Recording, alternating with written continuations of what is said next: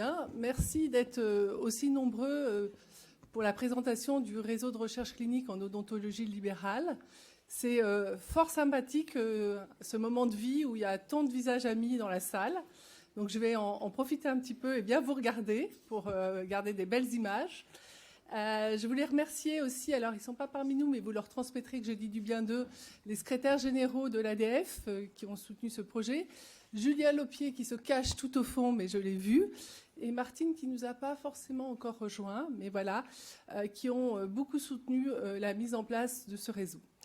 Et puis, sachez que je mesure la chance que j'ai aujourd'hui d'être si bien accompagnée. Et je voudrais remercier mes conférenciers et amis qui ont libéré leur agenda surchargé pour venir témoigner à cette tribune. Alors, on a plein d'intérêts, mais pas de conflits. Donc, on va pouvoir passer là-dessus. J'ai parlé en nous tous, parce que voilà, les conférenciers n'auront pas forcément des slides. L'objectif du réseau que nous proposons est bien sûr centré sur le patient et sur l'amélioration de sa santé bucco-dentaire.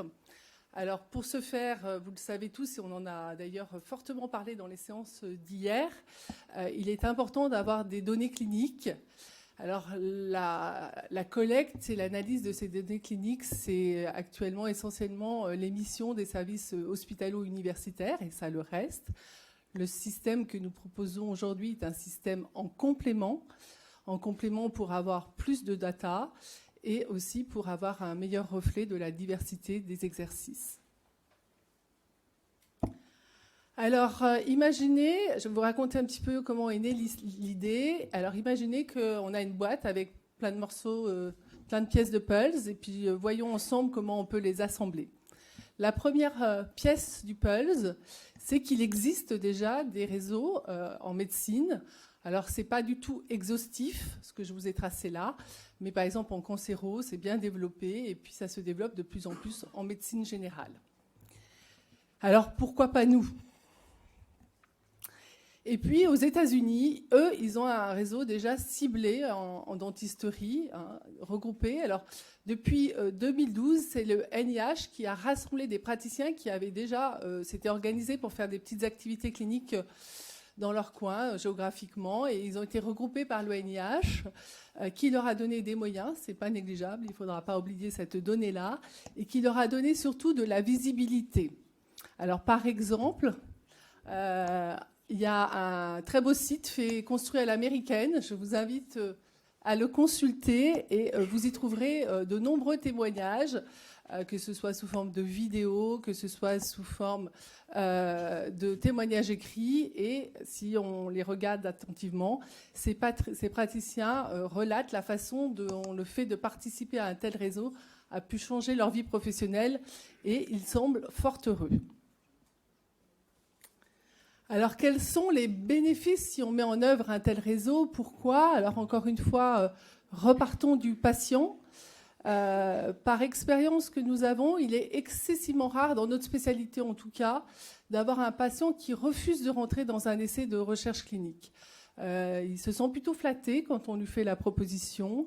Ça permet, là encore, de créer un lien différent.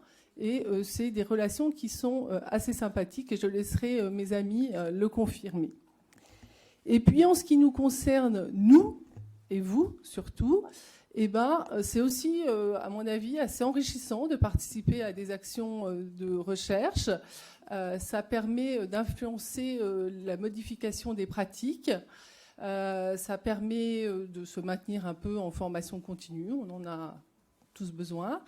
Et puis surtout, et c'est un point hyper important du réseau sur lequel j'insiste, ça permet de se faire des nouveaux amis et c'est comme ça que les réseaux fonctionnent bien et on y veillera. Voilà, jusqu'à présent, ça a plutôt bien marché. Alors, une autre pièce du Pulse qui se rajoute, c'est, vous n'êtes pas sans savoir, et ce n'est pas forcément une bonne nouvelle, mais il faut vivre avec, que d'ici mai 2020, nous aurons à appliquer le nouveau règlement européen sur le dispositif médical, puisque la directive devient règlement. Alors ce réseau, il tombe un peu, je pense, à point nommé. Et je voudrais remercier nos industriels qui sont ici parce qu'ils vont pouvoir y trouver un outil. Vous savez qu'on va exiger de plus en plus de données cliniques. Et par ce réseau, ça sera une façon de les acquérir. Alors c'est assez formidable parce qu'on aurait voulu faire la programmation, mais alors je pense peut-être c'est notre président scientifique qui a veillé à ça, parce qu'il y a juste après un carrefour professionnel sur le dispositif médical et qu'est-ce qui va changer. C'est juste, je crois, la salle en face, si je ne me trompe pas. À 12h30, c'est pile dans le tempo. Donc, je vous invite après à changer de salle pour aller voir parce qu'il y aura une vraie suite dans ce qui sera présenté tout à l'heure. Alors, comment ça va s'organiser, ce réseau demain, si tout va bien, ça devrait être une nouvelle association, Julien sourit, de l'ADF, parce qu'on a un rendez-vous pour un petit déjeuner de travail, et avec un comité de pilotage. Dans ce comité de pilotage, vous allez retrouver toutes les personnes qui portent cette idée avec moi depuis des mois, des années même, peut-être, si on trace maintenant. Et puis, des représentants de l'ADF, des représentants de l'UFSBD, des représentants de DIFRO, et Martine est arrivée maintenant avec nous. Mais finalement, ce n'est pas le plus important. Le plus important, c'est vous. C'est la petite case en bas, ce sont les praticiens, ce sont les associations de praticiens, ce sont les industriels. Et encore une fois, il faut que chacun y trouve sa place pour que ce réseau fonctionne bien.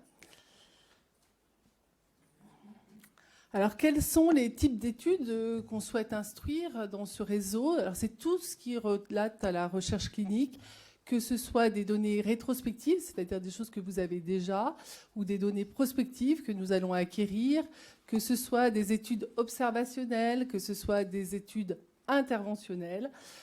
Comme ce qui se fait aux États-Unis, on a les mêmes prétentions.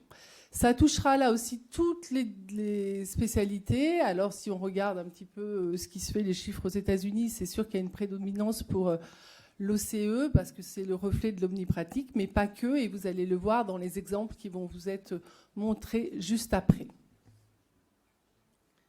Alors, quelles sont les vraies possibilités pour participer? Alors, on s'est vraiment calqué sur le réseau américain et on vous fait la même proposition. Vous pouvez tout à fait juste vous inscrire pour voir, pour prendre l'information, pour suivre ce qui s'y fait, la vie de ce réseau. Mais on voudrait un petit peu plus, si possible. On voudrait au moins que vous soyez partant pour faire des enquêtes professionnelles. Alors Sophie, peut-être pas avec nous, mais c'est elle qui s'occupera tout particulièrement de cet aspect-là. Et puis, si vous voulez plus, vous pourrez réellement participer à des études interventionnelles et ne soyez sans crainte, on vous assurera toutes les formations nécessaires pour que vous puissiez les réaliser avec nous.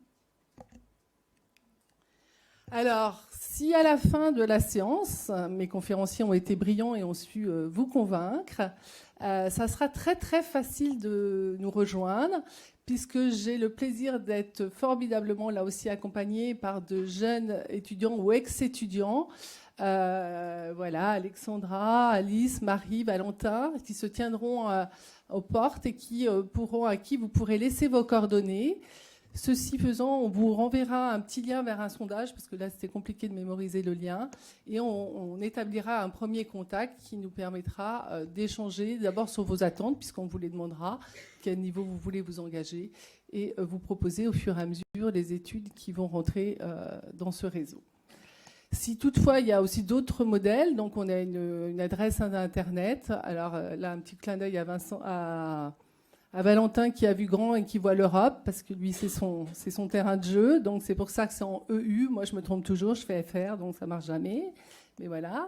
On a une page Facebook aussi, voilà, animée essentiellement par Marie. Donc, n'hésitez pas à venir nous retrouver.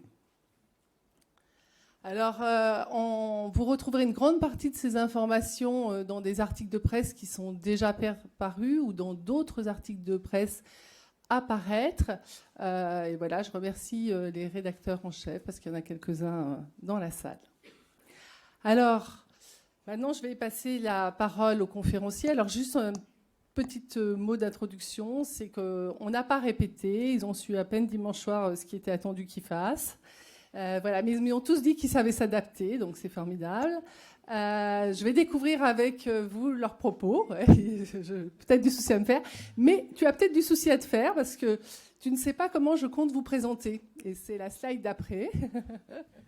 Donc ça les calme tout de suite au premier rang. Là, du coup, ils se disent, elle est capable de tout.